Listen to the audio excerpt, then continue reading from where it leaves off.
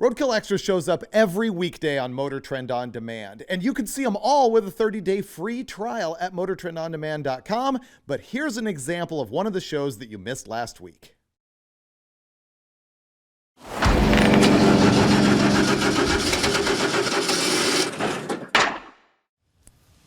It's a sunny day here at Westech Performance in Mira Loma, California.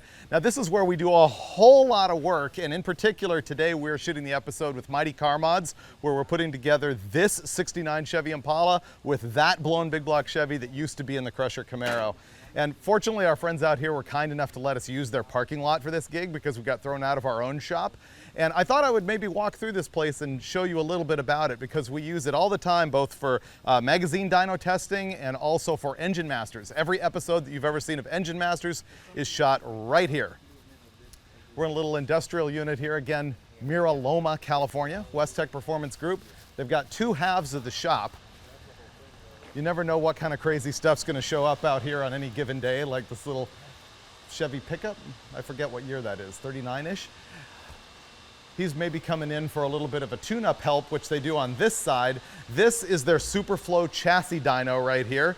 They run lots and lots of stuff. I've seen import cars running the front tires on this. Just the past couple days, they've had a ton of trophy trucks prepping for the Baja 1000 running here, all kinds of drag cars. I've seen a couple thousand horsepower put down to the tires here. They'll run things like this sand buggy right here. Check out the LS motor in the sand car.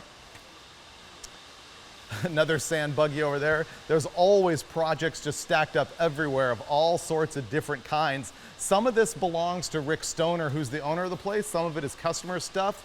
Some of it is magazine stuff.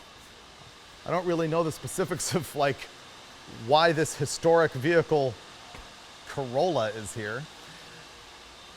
They also have a lift. They don't really want to do mechanical work here. It's not what the shop does for a living, but they end up doing quite a bit, and that's what that's there for.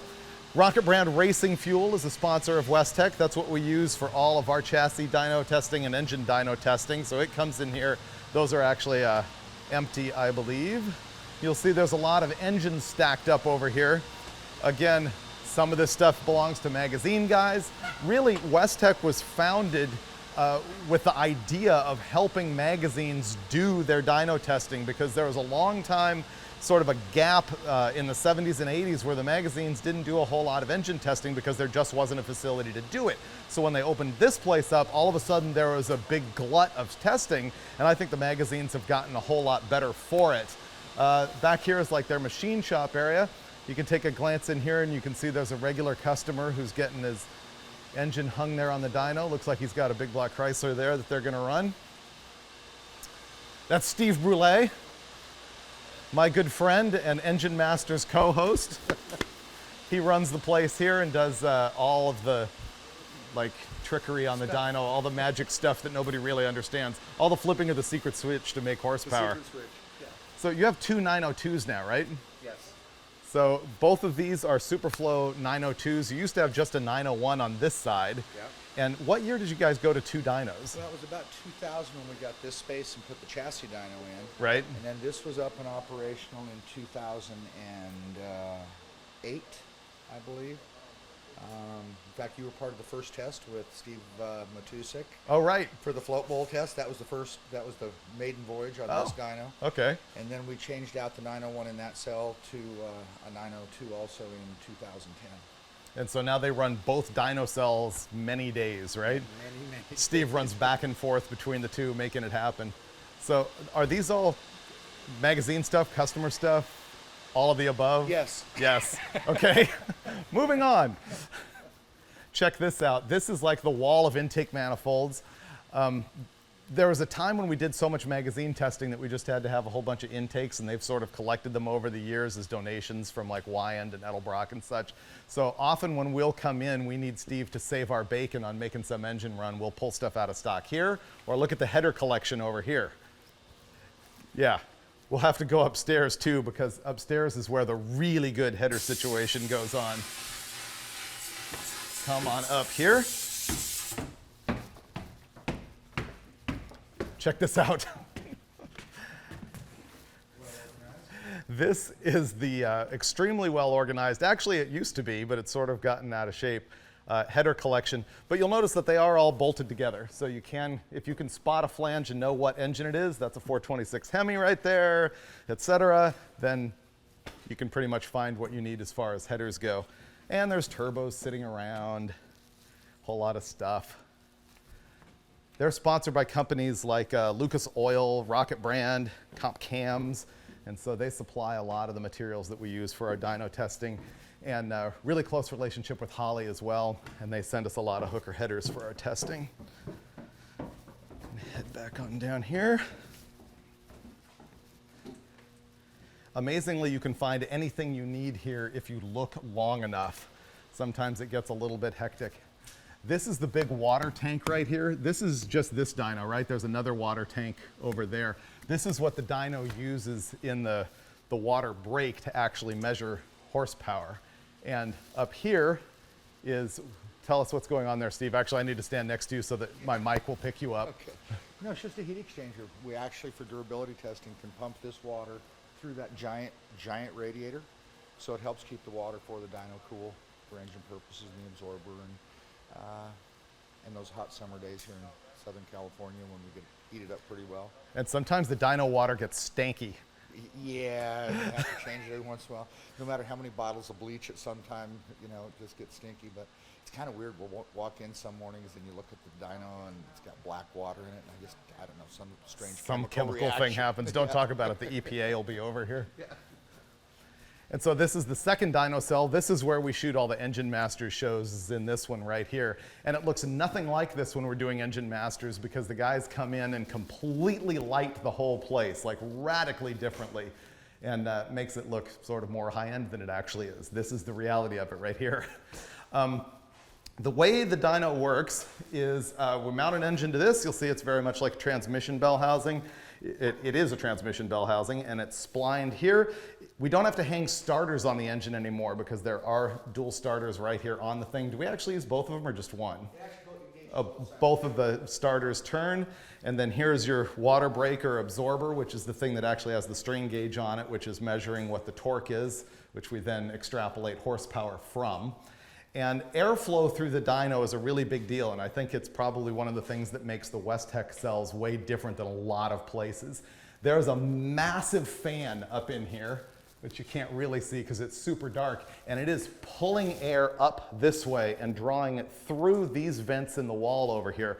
So when you're standing in here, when that fan is running, there is a wind. And the reason for that is that you're getting all sorts of fresh air across the engine and you're taking the exhaust out of the room. It's interesting, if you run an engine without the fan on, it will fill enough exhaust into the room fairly quickly that the engine will strangle itself. You'll start to see it just literally, you know, sort of stew in its own juices and die. So this is how all that works. You can see all the sensors and everything that we hook up to collect our data. They always run Holley EFI stuff in here when they're running EFI engines, and they also have MSD electronics for all the carbureted stuff. Obviously, the EFI can control both fuel and ignition when that's required.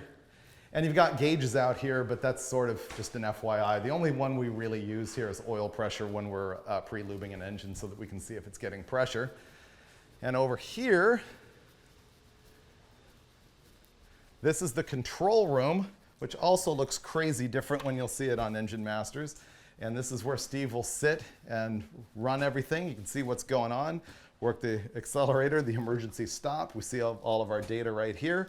And of course, this collects all the information and saves it so that we can analyze it later. And then the last thing to show you, I guess, is our work area. This is, if you watch Engine Masters and I'm doing the stand-ups in the beginning, you'll see me standing right here talking about all sorts of crazy stuff. See the AMSOIL logo over my shoulder?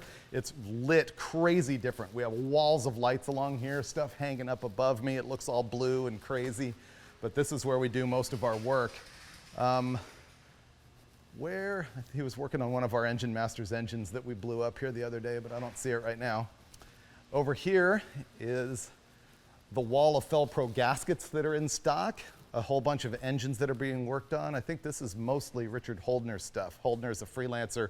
You'll see his name in a whole lot of magazines. He runs the dyno here himself, often at night. He just cranks out a bunch of content with all of these engines. And this whole area used to be just packed with motors. They've managed to clean it out pretty good. This is an Engine Masters small block Chrysler. That's our Blueprint Engines 400 Chevy. Check this out. This is a supercharged 426 Hemi. This belongs to Rick, who owns the place. And so does that dragster up there. Everyone always likes the dragster up at the top shelf, which is pretty neat. And more engines and stuff stacked. And this is the area right here where we're shooting that episode that I told you about when we first opened up this episode of Roadkill Extra. That is the Mighty Car Mods episode of Roadkill, where we're building that big block 69 Impala. So that takes it right back to where this all began. And there you have it, a tour of Westech Performance. You can check them out. Just Google Westech Performance Group in Mira Loma, California, because you can bring your engine here and they will dyno test it for you as well. Obviously, there's a day rate and a fee, but you can get your engine tested on the engine dyno or on the chassis dyno. They will also help you tune your car up on the chassis dyno or the engine dyno. There you go. Here's what you missed last week on Roadkill Extra, exclusively on Motortrend On Demand. Okay, oil pans. What happens when you slam on the brakes and all of the oil just goes wham? I don't really know the specifics of like why this historic vehicle Corolla is here. People have asked me, what is my still photo background and what do I shoot with? That's it right there. If you need more Roadkill Extra, go sign up for the 30-day free trial